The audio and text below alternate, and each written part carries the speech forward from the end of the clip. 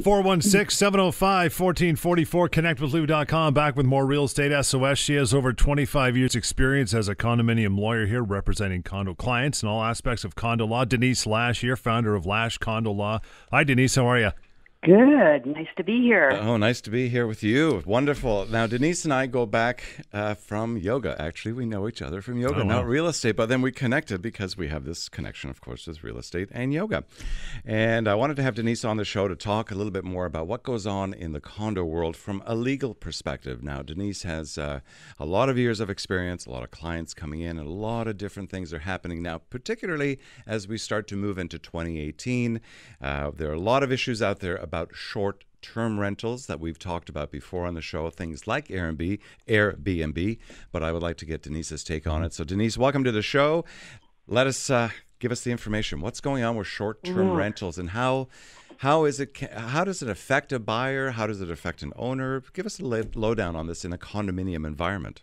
Okay. Well, thanks, Lou. It's a really hot topic for condominium boards of directors and especially condominium lawyers, because we are getting directors or property managers calling us almost on a daily basis with these issues.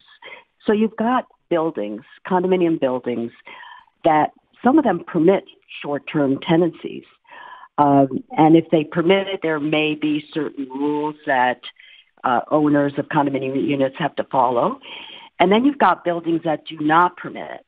So they have minimum terms for their rents, so 6 months or 12-month terms for leases. Okay, so I was just gonna hold your thought there, because when we say short term, I wanted to clarify that so people have an understanding of what we're talking about. So when we say short term, now I'll give you an example. My building that I live in allows short term. It doesn't say what that short term is. So what is that? Is there such a thing, Denise? What is short term? Well, if it doesn't say what is short term, I would recommend that your board of directors do rules, and that's something that we do often to clarify what the definitions are. Because if you leave it vague, that's when you get into the legal battles, right? So what is the definition of short term?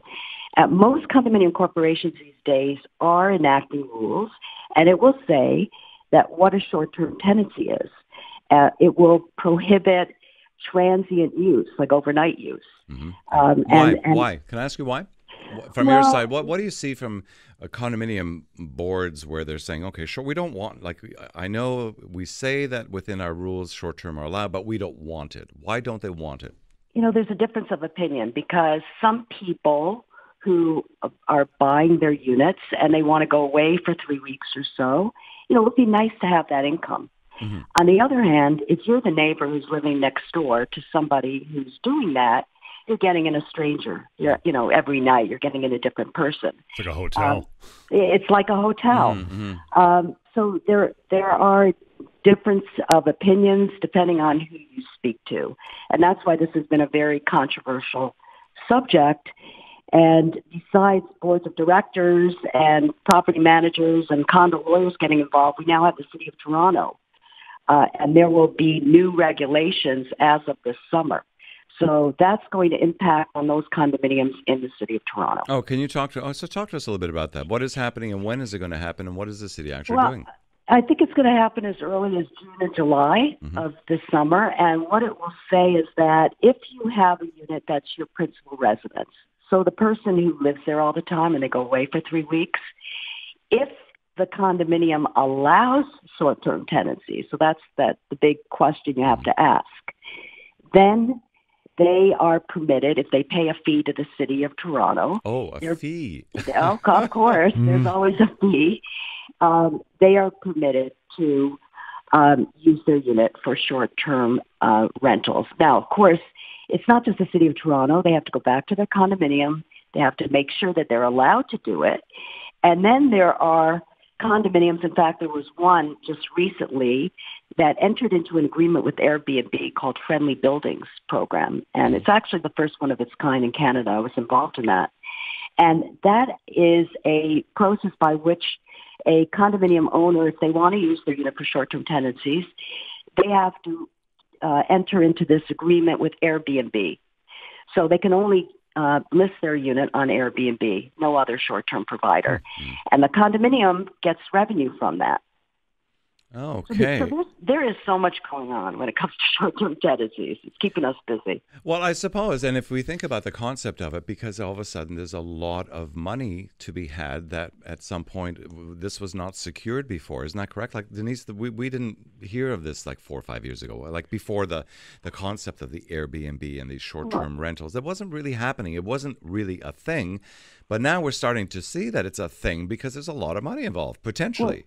That's right. I mean, the whole sharing economy has changed things. So that's why in condominiums, there's always something new that comes up, because things change in our society, and that introduces a whole new area that lawyers get involved with. Right. It's so busy. Right. Well, I certainly understand that. But and what was the name of that program you just referred to? It was the Friendly Buildings Program, and it's offered by Airbnb. It was started in the U.S. I actually heard about it through a seminar that I was doing with a representative of Airbnb. So I was all anti, short-term tenancies because I saw the issues. However, after speaking to the Airbnb representatives and learning a bit more about the program, if a building has to have short-term tenancies, so that's the big if. If you can't change it, then you might as well work with one of these short-term providers, and Airbnb offer this option. Okay, well, I think that's an amazing thing to offer. It's like Uber for condos, right? Like someone's getting a slice. Well, I think Denise is right, because if the situation is where the condominium, like my condominium was built 12, 13 years ago, and when the rules and regs were all set up, they did allow for short-term rentals. They still allow for short-term rentals, but they're really challenged because the board doesn't like what's happening. Yeah. There's so many people that are coming into my building. My building actually feels like a hotel. Yeah. So there is another option, though. Okay, I good. should mention this. Okay, hold your thought then. Hold your thought, because we're going to come back right after the break, and then we'll carry right on with that. Denise Lash of Lash Condo Law will continue with us after a short break. 416-705-1444. ConnectWithLou.com. This is Real Estate SOS, Global News Radio, 640 Toronto. 416-705-1444. ConnectWithLou.com. Anytime you want to get a hold of Lou, use those email or phone call. Of course, working with Harvey Kyle's Realty here in Toronto full-time when he's not doing the radio show. And staying with us here, Denise Lash from Lash Condo Law, a condo lawyer here back on the show. So let's go right back to what we were talking about, short-term rentals, Denise. Yeah, so Lou, what I was saying is in buildings such as the one that you're in that permits short-term tenancies and the board doesn't like it, there is an option. And the option is you can amend your declaration. And that's the document that really creates the condominium. In order to do that, though, you're going to need 80% consent of all the owners. So if you get 80% of the owners to say, we don't want short-term tenancies, then that's fine. The problem you're going to run into are those that may have bought the unit to be used for that, and you may have to grandfather them for the term of their ownership. Always an option. Okay. Well, good to know that there are options. I still don't understand the grab from the city. Now, you're saying something is changing with the city June or July of this summer. They're stepping in. Are there rules that they're putting around this, or is this just a little bit of a taxation grab? What's going on from the city? No, it's a regulation, and so you have to, in order for an owner to list their unit for short-term tenancies, they have to register with the City of Toronto, and it has to be their principal residence. It also has to comply with the condominium documents. So any investors, so if, for example, Lou, in your building, if you have anyone who's bought those units for investments and using it as short term, they're going to be caught by this, and they're not going to be permitted, in accordance with the City of Toronto's regulation, to use their unit for short-term tenancies. They're going to have to do long-term leases. That's a big issue. Especially when it's your principal residence. Yeah, so if it's your principal residence, then you can rent it. You can rent it, but then there's restrictions on how many days you can. And this is wow. Yeah, I know. It's and we'll see. What's going to happen with this? Is the city going to enforce it? What will also happen is the providers of like Airbnb, they're going to have to register and get a license with the city. I think the fees are, I could be corrected, somewhere around $5,000. Right. So it'll be revenue. Yeah. Okay. So that's a bit of a head scratcher, because I'm thinking too, if one is policing this is going to be challenging, I would think. And if the City of Toronto has these limitations, yet the condominium board doesn't have the same limitations, then I suppose the city overrides what the condo board is saying within their declaration. So, okay, we'll see. We'll see how this plays out. It's a little bit of a head scratcher because I get it. Everyone's kind of running around trying to figure this thing out. The city wants their little piece. Airbnb and the other providers want their thing. And then the condo owners. And I know I've happened to have quite a few clients who bought strictly for the purposes of short-term rental, and they're just doing it. They're just doing it without whether the building allows it or not. They're doing it. Right. Okay. Well, I'm going to tell you, I'm going to go after them, and they're going to have to pay me, and then we're going to sell the unit. Done. Okay. Well, tell me about that, because I do know of people that are doing that. They've bought quite a few, and it's very specific that that at minimum 1 year leases are required. Yet they're still renting them out. So tell me what goes on with there. Like, what happens there, Denise? Okay, well, the first thing is after they get warning, they're going to get a lawyer's letter, and they're going to have to pay my fee for the letter. And then if they don't pay the fee, I'm going to lien their unit. And if they don't pay the lien fee, I'm going to sell their unit. Wow. Terminator. And I could also take them, I could take them to a mediation. I could take them to court, and then they'll be responsible for, who knows, $5,000 to $10,000. Right. So it's not going to be worth their while to do this. No, so it sounds like this can get pretty nasty if people don't want to play by the rules. Yeah. But at the same time, it also sounds like there are quite a few rules that are hovering around this from the condo board and then the city as well. So people, in fact, need to really understand and have a good handle on what to do. It's very similar, I would think, that a person who's bought a unit or a house or something that wants to become a landlord, it's probably a pretty good idea if you want to become a landlord to have a good idea of the Landlord-Tenant Act, right? That's the game. That's a rule book to play by. So it's a great thing to know. And same if someone's getting into short-term rentals, they have to have that understanding of what to do. And they're going to get caught, though, right? Well, if they're doing stuff that they shouldn't be doing, eventually, I think it's just a matter of time. Of course, they're going to get caught.